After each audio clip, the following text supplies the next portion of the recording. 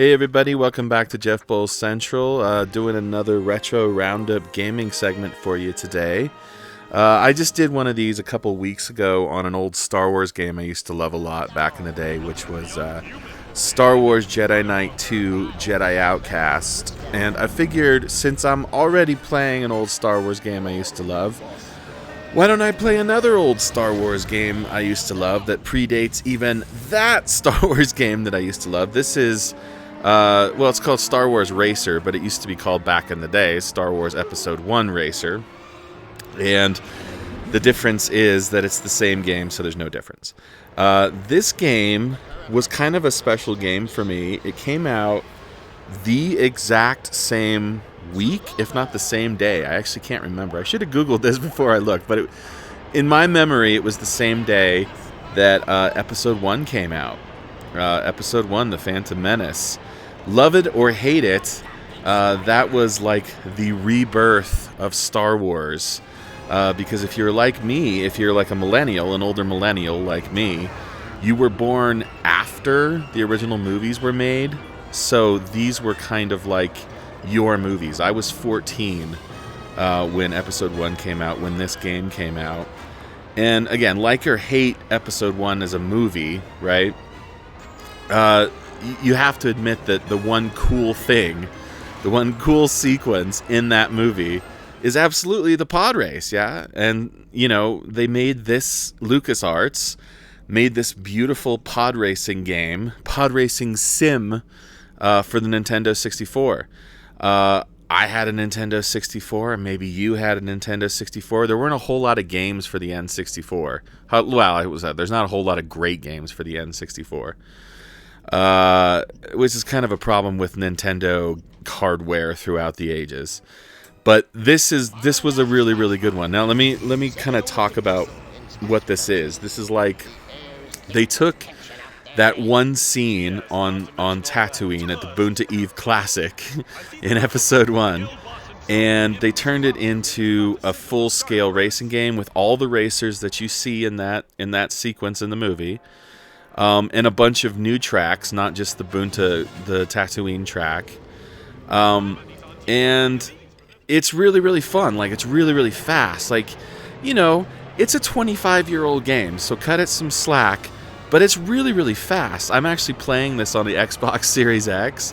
So talk about like using a really high-powered modern gaming console to play something that even the Nintendo 64 could play. But it really does achieve that feeling of speed that you're looking for. I mean, like these pods, like Anakin's pod here, it goes upwards of 500 miles an hour, right? So you need to see these tracks blowing past, and you need to feel like you have control. Now, on the Xbox, it feels and controls better than I remember it playing on the Nintendo 64. But there's so much cool stuff in this game that you maybe don't remember or maybe don't expect, like the ability to actually upgrade your pod, any of the pods, in a tournament mode with the money that you earn from the previous race. And you can make your pod a little bit better. There's a couple different modes, though. Again, the tournament mode's kind of where it was at. It's not a terribly long game, and it was the kind of game. Look, back in 1999, I was 14 years old. I didn't have many friends. I had one friend. My mom and my dad had gotten divorced a few years prior, and my mom moved us into a little apartment, just me and her, in a little town called Woodland Park, Colorado, which is up in the mountains, up by like the big old Pikes Peak mountain that they got in Colorado here, right? And I was a lonely kid. I had like one friend because all my friends from grade school had bailed, and I didn't really manage to make any in middle school. So I was home a lot, playing video games a lot. Not much difference from how much I consume video games to this day at 39 years old. This was one of those games that was like a friend to me. Long story short, this was one of those games that, even though it's not lengthy and it's not particularly deep, although it's deeper than I remember, like the boosting mechanic And the fact that you got to repair your pod if you do some damage to it, just like he does in the movie, just like Anakin does in the movie. And the fact that you have to like use air brakes and stuff, it is a little bit complicated. Here's the upgrading thing, and you get like characters from episode 1 wandering in. Here's Jar Jar, of course, because he's everywhere. He's always got to be there. But like I was saying, I played the hell out of this game because it's so much fun and it's so fast. And the one good friend that I did have at that time, I still have to this day. He's still a really good buddy of mine. We still play video games over Xbox Live, even though we live clear across the country from each other. I don't know that he's aware that this is on Xbox, because we still play Xbox games to this day. But, gosh, I mean, there's not much more I can say about the fact that this game came along for me at a special time. There was another game that came out at the same day or the same week that I had on the PlayStation, which was the episode 1 game tie-in, like the narrative tie-in where you played Obi-Wan. I don't know if anybody remembers that game. You can't find that anywhere on the consoles, at least. I haven't checked on PC. That game is not as good as Episode 1 Racer. I'm sorry, Racer. It's just not even close. So, all of that, food for thought. I wanted to show this because I think it achieves some things that modern racers really kind of covet, which is a few things. Like, remember what I said where there's not much depth to the gameplay? Scratch that. For the Nintendo 64, there's a ton of depth.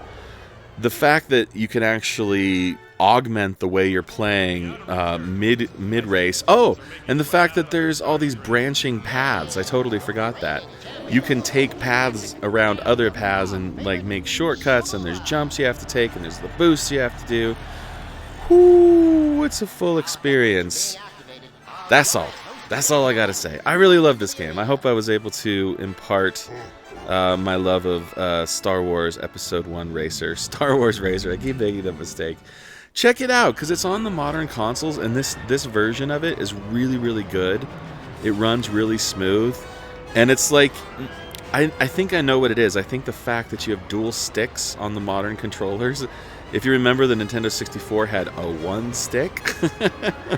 And I feel like that actually improves your handling quite a bit, because either that or I'm just like a much better gamer than I was at 14. I don't know. Whatever it is. Anyways, yeah, Episode 1 Racer, Retro Roundup. I think I'm on a roll with this, with the Star Wars thing. I think I'm going to do another Retro Roundup Star Wars gaming segment here in a couple weeks again. So look out for that. Oh boy. Thanks for hanging tough, everybody. Thanks for sticking in there. And also, everybody, do me a favor. I got a new album out right now. It just came out this week. This is Audiophile One, which is a remastered, resequenced, remade, sounds so much better, flows so much better version of my first album. I loved that album. But I always wanted it to just be a little bit better, just sound a little bit better. So this is out now. It's on all major streaming platforms. Go check it out. Yeah, I'm excited. So what? Blame me. Sue me. Just don't stop watching videos. Oh.